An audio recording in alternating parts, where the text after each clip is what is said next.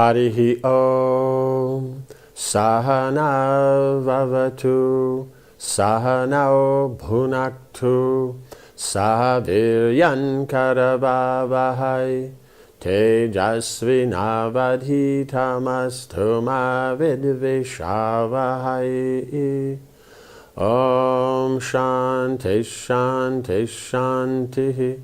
Om Jaya Shri Krishna Chaitanya Prabhu Nityananda Shri Advaita Gadadhara Srivasari Gaura Bhakta Brinda. Hare Krishna Krishna Krishna Hare Hare, Hare Rama Rama Rama Hare Hare. Okay, so now up to now is now the Pandavas have come back to the palace to meet Drupad. Then he's done his various tests to kind of figure out who they are. Then in discussions, Yudhishthira reveals that they're the Pandavas. So now Drupad is very happy.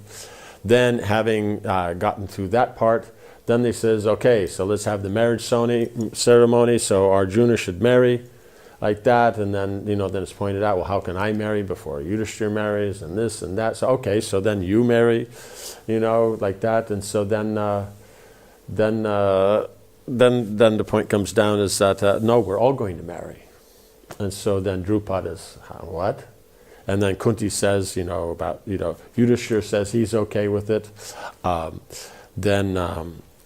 Kunti, she agrees with it because she stated it, so it must be the way it works out. Vyasadeva says it's ancient, it's not generally done like that. And so then, because then the sense, of Yudhishthira and Kunti is that we should go ahead with this.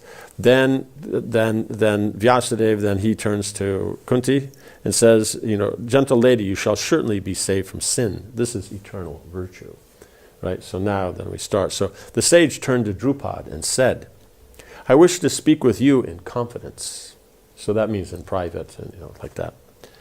Vyasadeva rose and took hold of Drupad's hand. They went into the king's chamber while everyone else waited outside. When they were alone, Vyasadeva explained to the king why the marriage conformed with virtue. The ascetic told Drupad that Draupadi had been the daughter of a rishi in a previous life. She had prayed to Shiva for a husband. In her prayer, she asked the deity 5 times for a powerful husband. Shiva had replies, since you have asked me 5 times, in your next birth you shall have 5 husbands. Shiva could not possibly ordain a sinful act. So Shiva comes, and asks her, what do you want? And she just, instead of saying, I want a husband, she just said, I want a husband. She was so enthusiastic at that because she wanted, and she did the austerity. Shiva appeared and asked, and so in her excitement, she asked 5 times. So he says, okay, so be it. You'll have 5 husbands. Meaning at one time, not she'll have 5 different marriages and like that. And so then the first point is that Shiva couldn't say that it would be wrong. He wouldn't ordain something that was sinful. Vyasadeva further explains, so that's one aspect. Because they're asking from there is how she would have 5 husbands. So it's just by the blessing of Shiva. Vyasadeva further explained that the princess was an expansion of the goddess Lakshmi. She had appeared from the sacrificial fire to become the Pandava's wife, who themselves had all been gods in their past lives. In fact, the sage explained, all the brothers had been incarnations of Indra in different millennia. Right, so she's why she's the expansion of the goddess Lakshmi, and their incarnations of Indra. So what's the connection? So the Divya Lakshmi, she is the wife of or consort of Lord Vishnu. So she's on a transcendental platform like the Lord. And so she's the goddess of fortune. So all opulence and everything comes from her. So that means opulence is used in the Lord's service. So then we have a point that here in the material platform, people want money and they approach Lakshmi for money, but it's not for Vishnu. It's connected with themselves just for their own usage, and that may be pious, impious, this and that. But the point is if it's pious, they go about it, they deal with money properly, they approach money properly, then, by that piety, eventually they'll get money. But because it's material, not spiritual, Therefore, that Lakshmi, or Dana Lakshmi as we know, she's an expansion of the goddess Lakshmi. So it's the same potency, but now it's just coming down instead of from Yogamaya, now it's Mahamaya. And so that position, that is Sachi, the wife of Indra.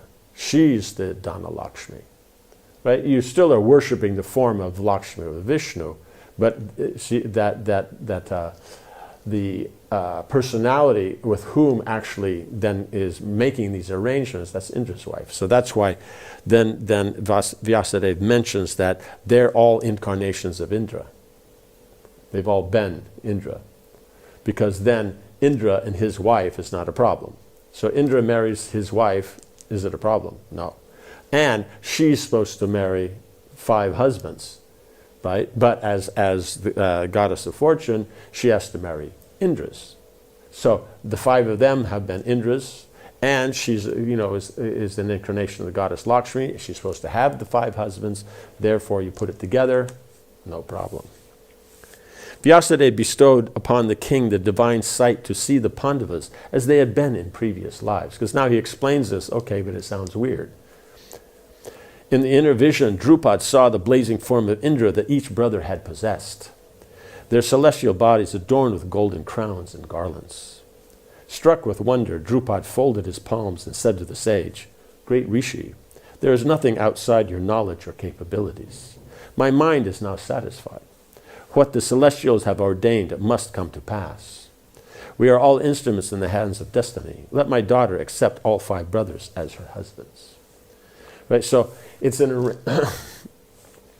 arrangement of the Lord. So the Pandavas, there's always the 5 brothers. They always have their wife Draupadi. She's an expansion of the goddess Lakshmi. They're an expansion of Indra, and that.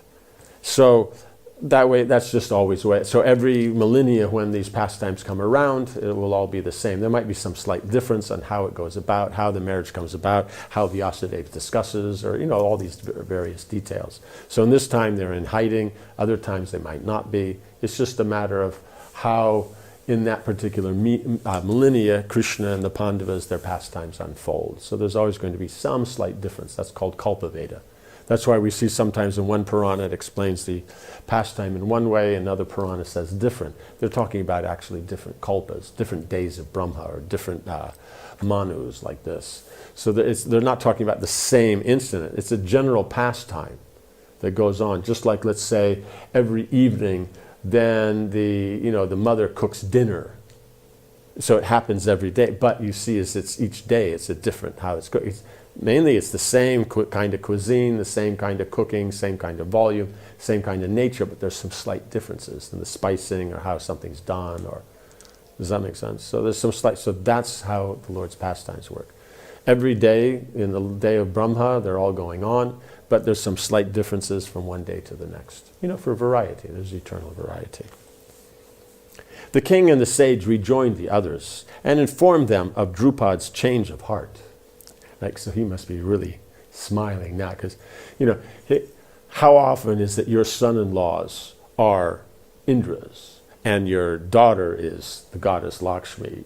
So he's going to be satisfied, as he said. Vyasadeva said, "Today the moon has entered the auspicious constellation of Pushya. The first ceremony should be performed at once, and Yudhishthira can accept Draupadi's hand." Right? Because now they're going to start. The planets have done very nicely. The constellation Pushya, so that must be very good. So it must be that it's the waxing moon, and then it's the Pushya nakshatra. So he's saying, Vyasadeva said this is an excellent time.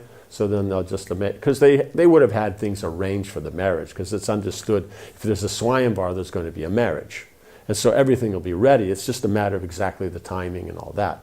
So it's not that they can't pull that together. So very easily that'll be done. And so then he'll then accept. And so because it started at an auspicious time, then over the 5 days, it's just basically, you could say, one continuous ceremony. Right? Drupad ordered his ministers and priests to make all the arrangements. So the priests know how to do the technical ritual, and the ministers know how to manage, how to organize. So they can get everything going, everybody organized, everything happening, and all that kind of thing.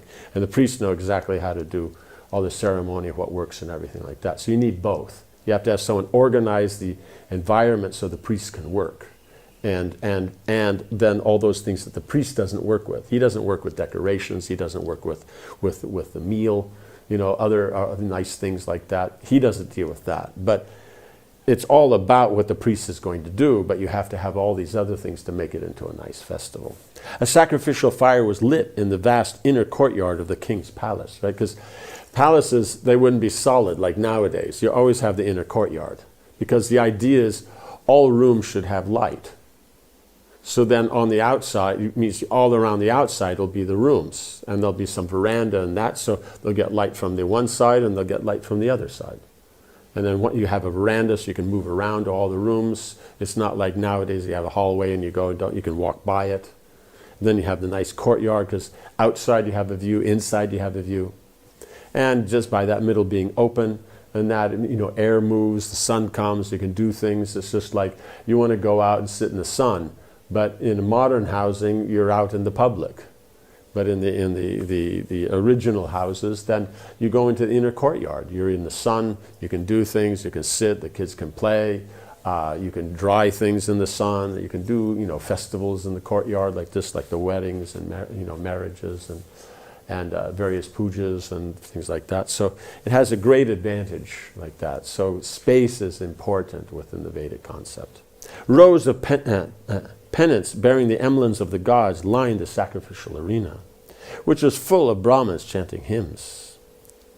A beautiful altar was constructed from coral and gold, bedecked with sparkling jewels. Fragrant garlands were draped everywhere, and the aroma of costly incenses wafted throughout the courtyard. So they're building the altar itself from coral and gold. That's very nice. Like that. The pennants means all the different flags, because all the different directions, you have different demigods in charge, so all their flags are in place. So, the yajna itself is very ornate and all the nice flags, the decoration, and then all around, also in the courtyard, then all the garlands are there, they're giving a fragrance, and he's burning very nice fragrances that are there, very nice aloes and everything like that. The king with his relatives and friends took their places in the compound, which lay next to a large lake of lotuses. Citizens of all classes assembled in the courtyard to observe the ceremony. Right? So citizens, that means it's a big courtyard. Right? If the king and his entourage and all that can be there, and citizens, it's a big courtyard. Brahmins with their heads covered by simple cloths, wealthy merchants shedding themselves from the bright sunlight with decorated parasols. Right? The Brahmins would just, put a turban on. And Shudras in their brightest clothes. So we see again that brightness of clothes, the bright colors, then the common persons, they become very inspired. It's a festival, you put on your nice bright colors and that. Because other days, you're doing work and that, you don't want to ruin the colored clothes. You wear something more simple. Like that. So Brahmins will be simple. The businessmen and all that, they'll be merchants. They'll be very opulently dressed. Kshatriyas also, and then the common people will be in very bright clothes. All watched as the 5 brothers, dressed in silk robes and adorned with shining gold earrings, entered the compound like mighty bulls entering their pen. Right. So they're powerful, but they're comfortable. Because a bull coming into its own pen is going to be comfortable. Domya walked at their head, so that's the point. The Brahmin is there, the Kshatriyas follow the Brahmin. That's the principle. His bodily luster was as brilliant as the sun. So he wasn't just a Brahmin, he was, you could say, universal class Brahmin, right? You have he's, here he's good, or he's world class, he's universal class. He sat by the fire and offered libations of ghee.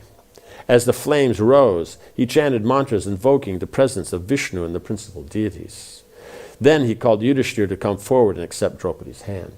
Right? So that you start the fire, install the fire, do all the preliminaries like that. Then they come forward for doing the Kanyadan. The dark-complexioned princess, clad in bright yellow silks and decorated with many precious jewels, her long curling hair adorned with flowers, stood to receive Yudhishthira. The bride and groom took each other's hand and walked around the sacred fire 3 times, sealing their union. Right? So then 3 times, and that means, depending on what it is, that may be Rig Veda. Like Samaveda we follow, That's 7 times around. No, it's actually, yeah, you 3 times around the fire, it's 7 steps. I think it's Rig does 7 times around the fire. So, yeah, so we can see here is then they came, she received, means she put the garland and all that. Then there's going to be all the regular ceremonies of tying the hands, then they're pouring the water, then the sindur danam and that. So walking around the fire means she pours the ludge, the puffed rice into the fire, then goes around like this. And so going around that 3 times, the 7 step, that's then now you're married. The other things are preliminary for purification. After that, they're purification. On the days following Yudhishthir's wedding, each of the brothers married the Panchala princess. Vyasadeva informed the king that by the gods' arrangements, his daughter regained her full virginity each day after a marriage and before the next marriage took place. So, in other words, when she was married the next day, it's as if she's not been married. So that's the uniqueness, is that she's married each one individually, but at the same time she's married to all of them. When she's ever with one of them, because you'll see later is that they'll make an arrangement that means if they're in a formal public thing, they're all together, but privately she's only with one at a time. You know, they might sit together, you know, with Kunti and talk like this, but when they're being intimate, she's only with one brother at a time. And when she's with him, she's fully focused on him, so it's like the other brothers aren't there. And then when she's next. So that's the uniqueness, that has that quality of chastity, that she can have 5 husbands, and it doesn't create any problem like that. When all 5 weddings had been sanctified, Drupad sat before the sacred fire and gave the brothers charity. To each of them he gifted 100 golden chariots drawn by 4 excellent steeds, 100 mature elephants, and 100 maidservants adorned with ornaments and flower garlands. So that's to each one of them they got that. So that means, so between them there's 500 servants, there's 500 elephants, and 500 chariots. Right? He also gave them large amounts of gold, various precious stones, and many valuable robes. Like so many celestials, the brothers began passing their days in joy in Panchala, the king's capital. For his part, having formed an alliance with the Pandavas, Drupad did not fear even the gods in heaven. Because we'll see is that later on, that when they go into the exile after the gambling match, then the demigods are having trouble. It means when Arjuna goes and visits Indra, then, because he goes for weaponry. But while he's there, the demigods have problems with certain demons. We'll come up to that story. And so they ask Arjuna to get rid of them. So that's why Drupad's not worried. So even if the gods attack with the Pandavas, you know, and that no one can defeat them. After arriving back in Mathura, Krishna arranged for vast amounts of wealth to be sent as gift to the Pandavas. Right, so that'll be actually for the brothers. The first one, to each of them gifted all these things. Technically, that's Draupadi's. It means the dowry, like that, because it doesn't mention here. The dowry is the girls, but it's used in the marriage for them all, but technically it's hers. So the maidservant, she'll manage like this, but the elephants, the horses, that the husband will manage. Like that. But now when Krishna's sending, then he says all kinds of nice stuff, it's for them, unless it's specifically this is for Draupadi, which they will send. They'll send some nice clothes, nice ornaments, nice, you know, furnitures, and also probably also assistants. Great heaps of unworked gold bricks, right? So these are just bricks of gold, you know. And so a brick that's about like that big and about that thick is a kilo.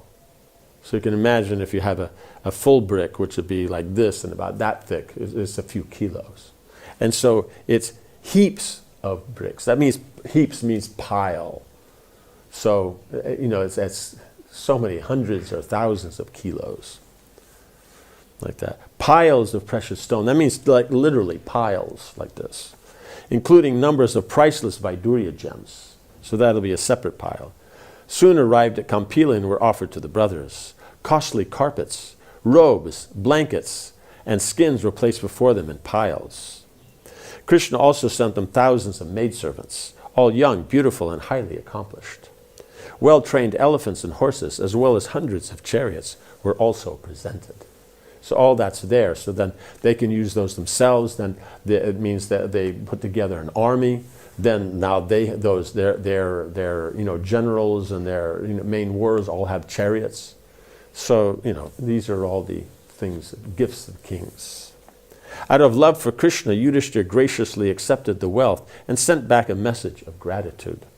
Secure in the knowledge of Krishna's friendship and blessings, all the brothers felt a good fortune assured in every way. So now you have the Pandavas, Drupad, and the Yadavas. Now they're all allied because Kunti is a Yadava, so naturally that family. So they're cousins, they're family. And now Drupad is family. So we see that's a very strong position. But before this, then there was the 5 brothers on their own with nobody.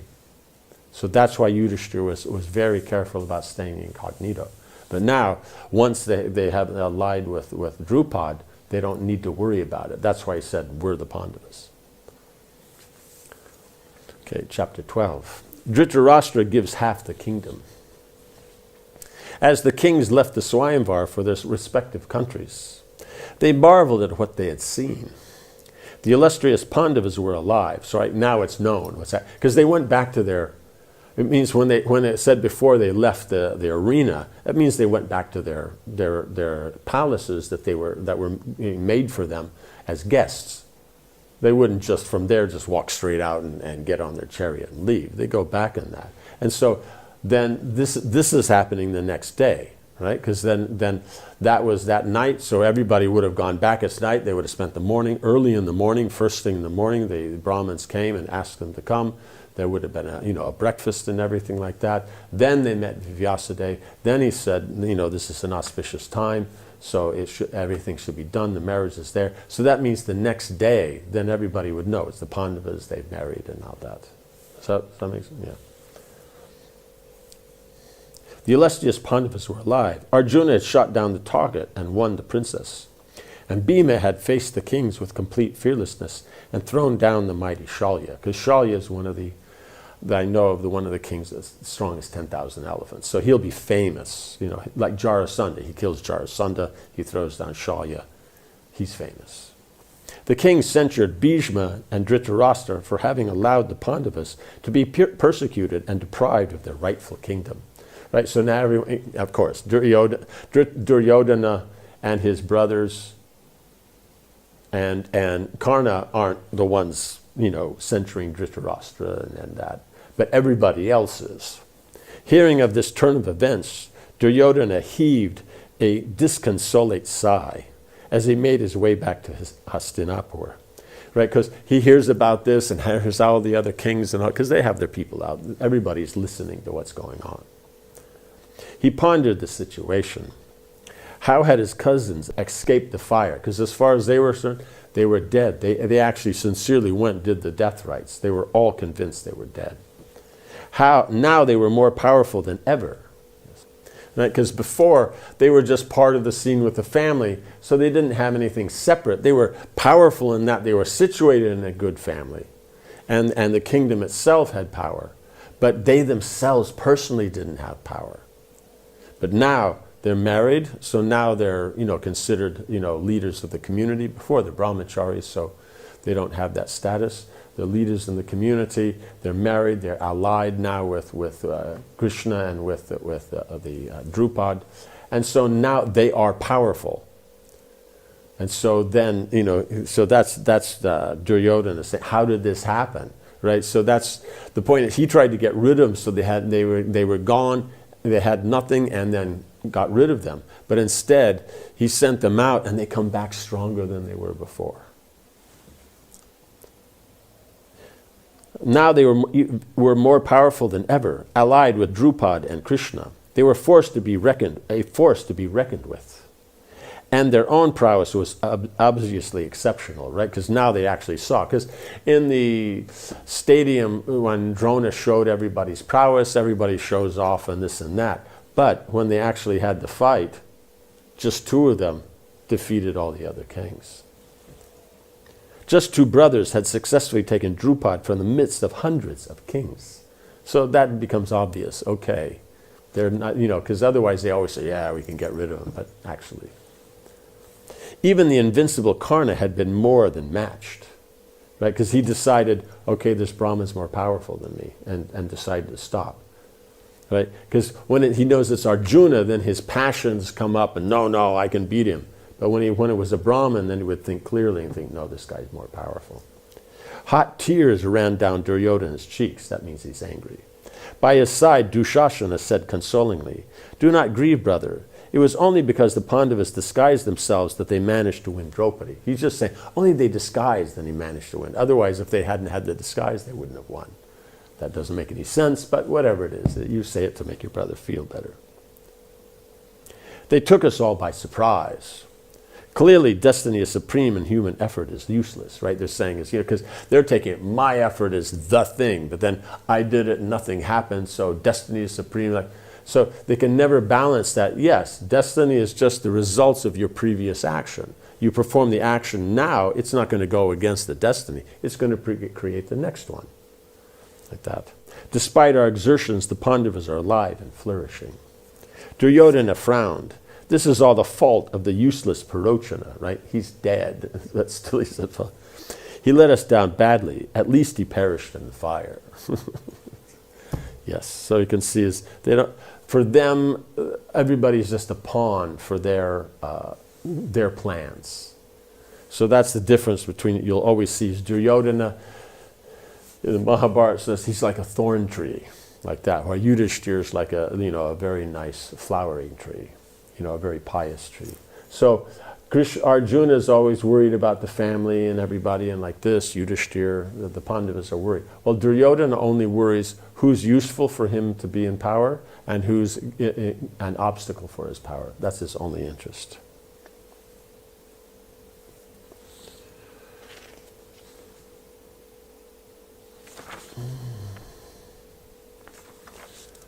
Okay, so yes. We'll stop here, and then we'll continue when they enter the capital and how the news comes to the capital, means in Hastinapur. Om Hare Krishna, Krishna Krishna, Hare Hare, Hare Rama, Rama Rama, Hare Hare. Jai Srila Prabhupada ki jai.